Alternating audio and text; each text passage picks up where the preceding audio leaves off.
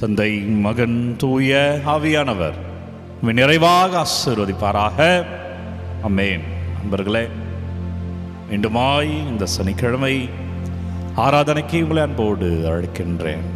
தாய் மரியாள் ஜெபத்தில் ஆண்டவர் நம்ம ஜெபத்தில் 2 செயல்பாடுகள் இருக்கும். ஒன்று, நம் மன்றாட்டுகள் கேட்கப்படும். நாம் ஜெபிக்கிற பொழுது நம் விண்ணப்பங்களை அவர் கேட்டு நம்மை ஆசீர்வதிக்கிறார். ஜெபிப்போம், நடக்கும். 2வது, அவர் சித்தம் நிறைவேறும். அவர் நமக்கு ஒரு திட்டம் வைத்திருக்கிறார், வளமையான எதிர்காலத்திற்கான திட்டம்.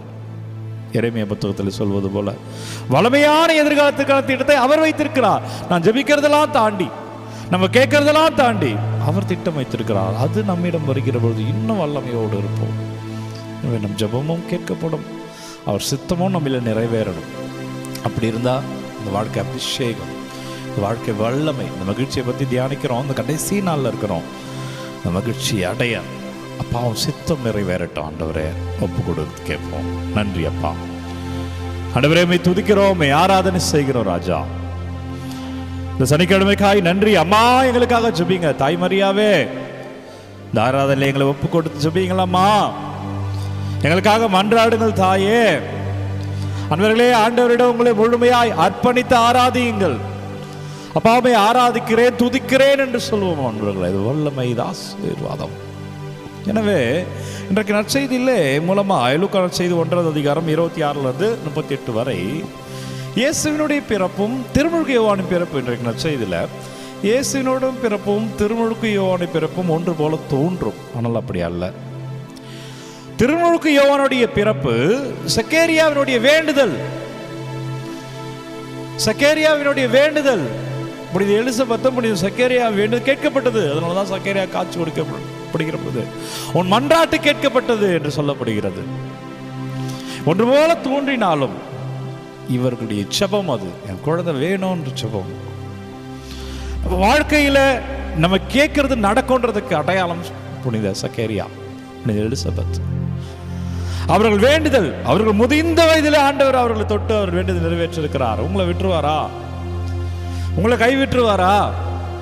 நிச்சயமாய் நடக்கும். கேளுங்க. இந்த கிறிஸ்துமஸ் உங்க கிறிஸ்துமஸா மாறலாம். உங்க கிறிஸ்துமஸ் உங்களுடைய ஆசீர்வாதமா மாறும். ஆண்டவருடைய கிருபையை தங்குகிற மகனா மகளா நீங்க மாறுவீங்க. எனவே பிரியமான பிள்ளைகளை உங்க மன்றாட்டை பாதத்தில் வைங்க. இது சக்கேரியாவினுடைய மூலமாய் திருமுழுக்கு யோவான் பிறப்பு, இயேசுவினுடைய பிறப்பு. ஆண்டவருடைய சித்தம். ஆண்டவர் தாய் மரியாவை தேர்வு செய்கிறார். இது ஆண்டவருடைய சித்தம். அதான் அம்மா சொல்றாங்க, நான் ஆண்டவரின் அடிமை.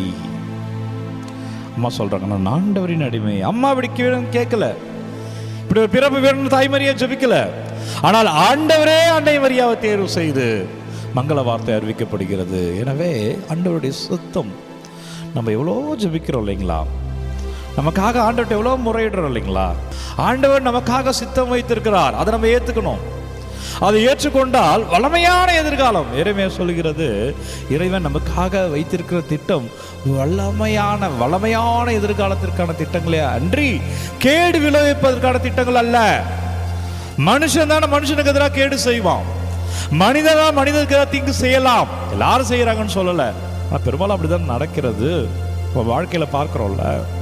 ஆனால் ஆண்டவர் எனக்காக வைத்திருக்க திட்டம் வல்லமையான எதிர்காலத்திற்கான ஆசீர்வாதத்திற்கான திட்டங்கள்.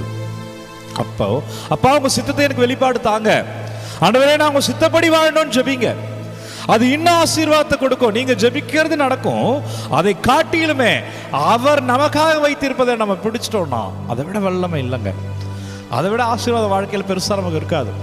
அது நம்மை கூட்டி செல்கிற உயரங்கள் நம்ம நினைக்கிறது நடக்கிறது இருக்காது. எனவே அவர் சித்தம் நடக்கணும். அப்போ அவங்க சித்தம் படி நான் இருக்கணும். ஆண்டவரே, எங்களை வழி நடத்துங்க, எங்களை ஆசீர்வதிங்க. கேளுங்க, அந்த வாழ்க்கையில் மகிழ்ச்சி இருக்கும். ஜெபிப்போமா. நன்றி அப்பா, வல்லவரை நன்றி, நல்லவரை நன்றி, ஆசீர்வாதத்துக்கு நன்றி. சனிக்கிழமை தாய் மரியாள் ஜெபத்தில் வல்லமையான இறைவன் உங்களை தொடுவாராக. அன்பர்கள் அபிஷேகமாக இருப்பீர்களாக. அன்றுவரை ஒப்பு கொடுக்கிற ஒவ்வொரு விண்ணப்பங்களையும் பாதத்தில் வைக்கிற இயேசு கிறிஸ்துவின் பெயரில் ஆசீர்வாதமாக இருப்பீர்கள். நல்லது நடக்கும். வல்லமையான இறைவன் இந்த நாளில் உங்களை ஆசீர்வதிக்கிறார். எனவே இந்த வாரத்துடைய நிறைவு மகிழ்ச்சியாக இருப்பீர்கள். தலை வணங்கி இறைவனுடைய ஆசீர்வாதத்தை பெறுவீர்கள். எல்லாமல்ல இறைவன் நம்மை தந்தை, மகன், தூய ஆவியார் நம்மை நிறைவாக ஆசீர்வதிப்பாராக. இந்த நாளும் இனிய நாளே. அன்பர்களே, ஒவ்வொரு நாளும் விடியற் காலை 3 மணிக்கு இந்த ஆராதனை வழங்கி கொண்டிருக்கிறேன். யாருக்கு தேவைன்னு நினைக்கிறீங்களோ அவங்களோட பகிர்ந்து கொள்ளுங்க. God bless you. Take care. Have a nice day.